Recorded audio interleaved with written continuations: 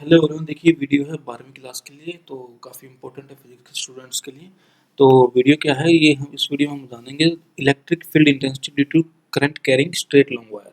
यानी कि एक करंट कैरी करने वाला स्ट्रेट वायर है, तो उसकी वजह से कितनी इलेक्ट्रिक फील्ड इंटेंसिटी होती है वो हमें यहाँ इसमें बताना है। ठीक है, तो सिंपल सा मैं एक आपके सामने केस लेता हूँ। मान लीजिए ये एक वायर है, ये एक वायर है। अब क्या है, इस वायर में करंट फ्लो कर रहा है। ठीक है, इस वायर में करंट फ्लो कर रहा है। मान लीजिए आई करंट फ्लो कर रहा है, हमें कोई मतलब नहीं कितना करंट फ्लो कर रहा नहीं कर रहा। तो इस वायर में करंट है। ठीक है, अब क्या है, इस वायर की वजह से मेरे को इलेक्ट्रिक फील्ड इंटेंसिटी निकालनी किसी पॉइंट पर। तो किस तरीके से निकाल लेंगे। ठीक है, तो मान लीजिए इस पर प्लस क्यू चार्ज है। ठीक है, चार्ज जो है इक्वली डिस्ट्रीब्यूटेड है। ठीक है, तो वही करंट है, तो करंट क्या होता है, फ्लो ऑफ चार्ज ही होता है करंट। एक यूनिट टाइम में कितना चार्ज फ्लो कर रहा है उसी को करंट बोलते हैं। ठीक है, तो सीधी सी बात है, इसमें गॉस लॉ का यूज आपको करना। गॉस लॉ आपको पता होना चाहिए कि देखिए फ्लक्स जो होता है वो क्या होता है, integral E dot D S होता है। ठीक है, ई डॉट डी एस। ठीक है, और वो क्या होता है, Q by epsilon note, charge enclosed by epsilon, ये होता है। ठीक है, तो अब सीधी सी बात है, ये आपको पता होना चाहिए ई डॉट डी एस का फंडा क्या है। ई है इलेक्ट्रिक फील्ड इंटेंसिटी, और ds कितना है, ds होता है एरिया वेक्टर। ठीक है, दोनों का dot product, electric field intensity का और एरिया वेक्टर का डॉट प्रोडक्ट। ठीक है, और वो क्यू बाय एप्सिलॉन नॉट होगा। तो ये फंडा है। और अब ज़्यादा समय जाया ना करते हुए सीधा मुद्दे पे आते हैं। तो ये एक स्ट्रेट वायर है जिसके अंदर करंट फ्लो कर रहा है, तो चार्ज यूनिफॉर्मली डिस्ट्रीब्यूट मान लीजिए। ठीक है, तो अब इसमें क्या है, इसका हमें इलेक्ट्रिक फील्ड इंटेंसिटी निकालनी, मान लीजिए इस पॉइंट पे। ठीक है, तो आपको क्या करना है, आपको हमेशा एक गॉसियन सरफेस अज्यूम करना। गॉसियन सरफेस क्या होता है, एक ऐसा सरफेस जो इस वायर से निकलने वाले हर चार्ज को कवर कर ले, हर इलेक्ट्रिक फील्ड लाइन को कवर कर ले। तो सिंपल सी बात है, गॉसियन सरफेस हमेशा उसी चीज को मान लीजिए जिस चीज की जो शेप उस आइटम की है। ये तार है, तार क्या होता है, तार सिलेंड्रिकल शेप होता है। तो गॉसियन सरफेस इसका मैं बिल्कुल सिलेंड्रिकल ही मान लेता हूँ। ठीक है, ये मैं सिलेंड्रिकल इसका गॉसियन सरफेस मान लेता हूँ। मान लीजिए ये मैं गॉसियन सरफेस अज्यूम कर लेता हूँ। तो एक सिलेंडर में अज्यूम करता हूँ जो कि गॉसियन सरफेस है। ठीक है, तो कभी भी आपको कोई भी न्यूमेरिकल करना हो, कोई क्वेश्चन करना हो, तो हमेशा उसी टाइप का गॉसियन सरफेस ले लीजिए जिस टाइप का आपके पास है, ये मतलब कंडक्टर है। तो ये गॉसियन सरफेस मैंने ज्यूम करा। ठीक है, थोड़ा समझने पे ध्यान दीजिए, ड्राइंग पे ध्यान मत दीजिए। अब क्या है, देखिए अब गॉसियन सरफेस के अंदर से जितने भी इसके अंदर चार्ज, कितना चार्ज है, क्यू। ठीक है, अब जित जब इलेक्ट्रिक फील्ड इंटेंसिटी निकालने, तो देखिए फॉर्मूला मेरे पास सिंपल है, integral E dot D S equal to Q by epsilon naught. ठीक है, क्यू बाय एप्सिलॉन। ठीक है, तो अभी मेरे को इलेक्ट्रिक फील्ड इंटेंसिटी निकालनी है, तो मेरे पास ये इसको जो करना पड़ेगा तो ही मैं निकाल पाऊंगा। तो अब क्या है, यहाँ पहले देखिए सरफेस कितने हैं। सरफेस मेनली दो आ रहे हैं, एक तो ये कर्ड सरफेस जो घुमा हुआ सरफेस है, ये पूरा चारों तरफ से जो घुमा हुआ सरफेस है। तो एक इस सरफेस पे मैंने एरिया वेक्टर, एक छोटा एरिया ले लिया, एक एरिया एज्यूम किया, उसके ऊपर जो वेक्टर है वो हो गया आपका एरिया वेक्टर। ठीक है, डी एस वन में मानता हूँ। और इलेक्ट्रिक फील्ड लाइन कैसे निकलती है, हमेशा पॉजिटिव से नेगेटिव निकलती है। तो इस सरफेस पे इलेक्ट्रिक फील्ड की डायरेक्शन क्या होगी, इलेक्ट्रिक फील्ड की डायरेक्शन भी इस सरफेस पे सेम, इलेक्ट्रिक फील्ड की डायरेक्शन सेम यही होगी, क्योंकि इलेक्ट्रिक फील्ड लाइंस हमेशा पॉजिटिव टू नेगेटिव जाती है। ठीक है, तो ये पॉजिटिव से यहाँ से निकल रही है, ऐसे जा रही है। ठीक है, तो ये इलेक्ट्रिक फील्ड की लाइन डायरेक्शन है मान लीजिए, है ना। अब दो और सरफेस हैं, कौन कौन से, एक ये ऊपर वाला जो क्रॉस सेक्शनल एरिया है, और एक नीचे वाला जो क्रॉस सेक्शनल एरिया है। ठीक है, तो इलेक्ट्रिक फील्ड की डायरेक्शन तो इसमें भी सेम ऐसे ही होगी, ये क्योंकि ये तो पॉजिटिव है से नेगेटिव निकलेंगे, ऐसे पॉजिटिव से निकलेंगी। ये इलेक्ट्रिक फील्ड की डायरेक्शन है। लेकिन यहाँ एरिया वेक्टर क्या है, ये मान लीजिए मैं एक एरिया अज्यूम करता हूँ, ये एरिया, एरिया तो भाई सरफेस के ऊपर ही अज्यूम किया जाएगा ना। तो और एरिया वेक्टर क्या होता है, उस सरफेस के परपेंडिकुलर। एरिया वेक्टर हमेशा उस एरिया के परपेंडिकुलर होता है जहां मैं अज्यूम कर रहा हूँ। तो डी एस टू हो गया। ठीक है, और ऐसे ही सेम नीचे अगर मैं लूँ तो ये इलेक्ट्रिक फील्ड, और ये आपका यहाँ अगर मैं एक एरिया वेक्टर छोटा सरफेस कंज्यूम करता हूँ, तो ये हो गया एरिया नंबर 3। छोटा डिफरेंशियल एलिमेंट में मान रहा हूँ, ठीक है। तो मुद्दा ये है। अब इंटीग्रेशन का मतलब क्या होता है? इंटीग्रेशन का मतलब होता है सम। सिंपल सी बात है, इंटीग्रेशन मतलब जोड़, सम, योग, ठीक है। तो अब गॉस लॉ के इस एक्सप्रेशन का यूज करके अगर मैं इस वायर के लिए इस सिस्टम के लिए मैं इलेक्ट्रिक फील्ड इंटेंसिटी निकालना चाहता हूँ तो कैसे निकालूंगा? तो मैं इस चीज को मैं डिवाइड कर दे रहा हूँ किस तरीके से? Integration of E D S one plus integration of E D S two plus integration of E D S three. ठीक है भाई, तीन सरफेस थे, तीनों सरफेस का डॉट प्रोडक्ट है, ठीक है। और is equal to Q by epsilon naught है या Q by epsilon.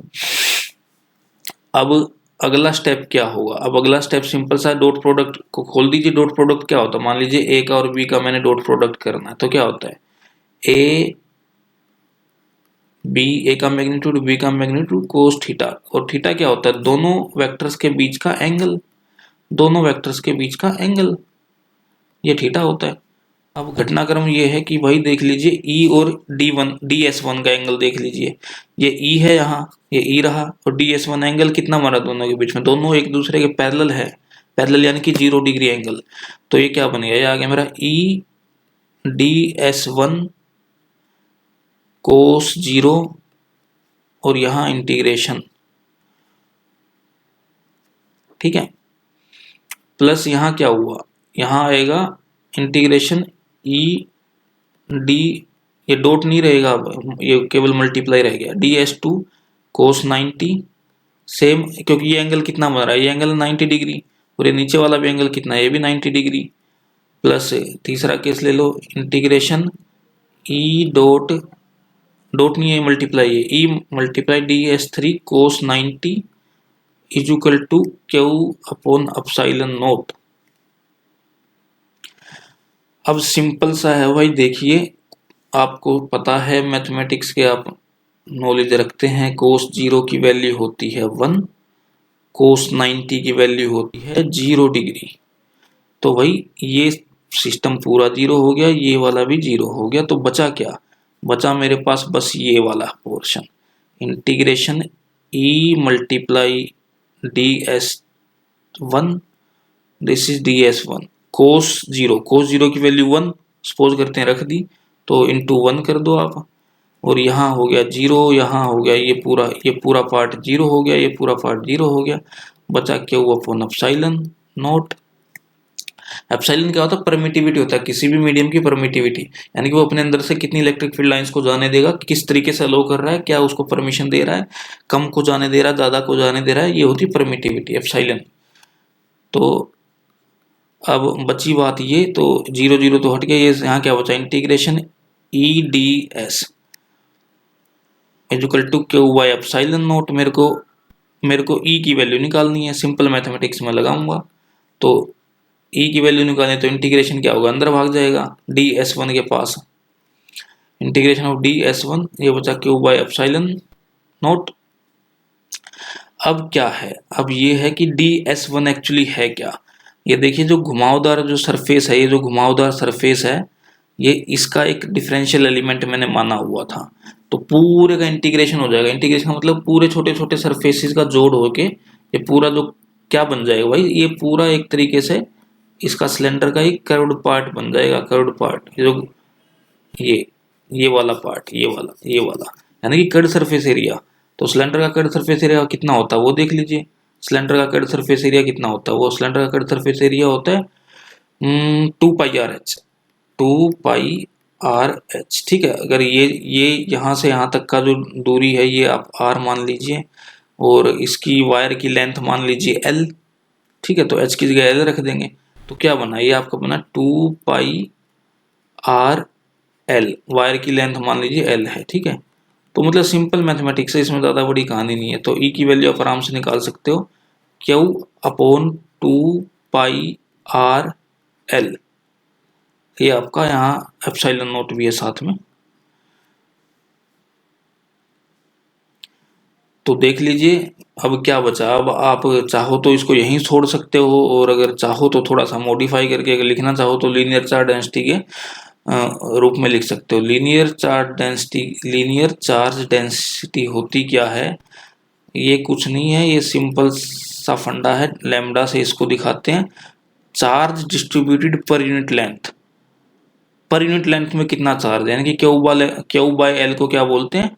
Linear charge density बोलते हैं, ठीक है। इसी तरीके से सरफेस चार्ज डेंसिटी क्या होगा? वो होगा चार्ज पर यूनिट एरिया। तो इस तरीके से हमें इलेक्ट्रिक फील्ड की वैल्यू क्या आई? अगर भाई इस क्यू बाय एल को मैं लिख लेता हूँ लैम्डा, लीनियर चार्ज डेंसिटी, ठीक है, लैम्डा अपॉन 2 पाई आर, साथ में एप्सिलॉन नॉट, ये आ गई लीनियर इलेक्ट्रिक फील्ड इंटेंसिटी एक स्ट्रेट करंट कैरिंग वायर की वजह से, ठीक है। तो इस तरीके से आपको निकालनी है, तो ज़्यादा उसमें कुछ सोच विचार करने की जरूरत नहीं है, सिंपल क्वेश्चन है। अब इसी को आप के फॉर्म में लिखना चाहो तो वो भी लिख सकते हो। के क्या होता है भाई? आपका के क्या होता है? के होता है K is equal to 1/4 pi epsilon naught. तो आपको 2 पाई दिख रहा है, एप्सिलॉन दिख रहा है, तो इसको 4 बनाना तो क्या करना पड़ेगा भाई? 2 से भाग कर दिया, 2 से गुणा कर दिया, तो 2 से ऊपर गुणा करी तो 2 पाई हो गया, और 2 लैम्डा हो गया, नीचे हुई तो 4 पाई आर और एप्सिलॉन नॉट। अब ये 4 पाई और एप्सिलॉन नॉट क्या बन गया? ये आपका के बन जाएगा। तो सिंपली आप डायरेक्ट ऊपर क्या लिख सकते हो? आप लिख सकते हो 2k lambda upon R, that's it. ये है आपकी इलेक्ट्रिक फील्ड इंटेंसिटी एक स्ट्रेट करंट कैरिंग वायर की वजह से। क्योंकि ये देखिए कैसे आया है, ये 2 लैम्डा ऐसे कैसा, अब यहाँ 1/4 पाई एप्सिलॉन नॉट को के लिख दिया मैंने, के की वैल्यू होती है के लिख दिया, नीचे आर बचा, ठीक है। तो सिंपल सा है, आपको सीधा ध्यान रखना है कि electric field density current carrying wire straight wire की में उसके डिस्टेंस के इनवर्सली प्रोपोर्शनल होती है। ये एक यहाँ से एक्सप्रेस मुद्दा निकल के आ रहा है कि जितना डिस्टेंस दूर जाएगा उतना इंटेंसिटी कम हो जाएगी। तो सिंपल सी आम भाषा में भी पता लगाएंगे भाई, कोई वायर रखा हुआ है, उसके जितना हम पास रहेंगे तो उतना ही तो असर ज़्यादा रहेगा ना, कि डिस्टेंस जितना पास रहेगा उतना असर ज़्यादा, जितना हम दूर जाते जाएंगे इलेक्ट्रिक फील्ड एनर्जी कम होती रहेगी। और बाकी सिंपल है, आपको मेन है कि आपको फंडा समझना है, ज़्यादा वेक्टर में कैलकुलेशन में और इसमें घुसना नहीं है आपको, कि आप इसमें घुस गए आपको समझ नहीं आ रहा है उसको रट लिया, ऐसा काम नहीं करना है। सिंपल कैलकुलेशन, फंडा समझना, कंसेप्ट समझना है। बेसिक मैथमेटिक्स है, आमतौर पर होता है कि इंटीग्रेशन में ही, वेक्टर में ही फंसे रहते हैं बच्चे और फंडा समझ नहीं पाते हैं। तो ये पूरा फंडा है, इसको मैं एक छोटी सी वीडियो बनाऊंगा 2 मिनट की, उसमें भी कवर करा दूंगा। इसको देखा है तो अच्छा है, नहीं तो उसको देख लीजिएगा। धन्यवाद।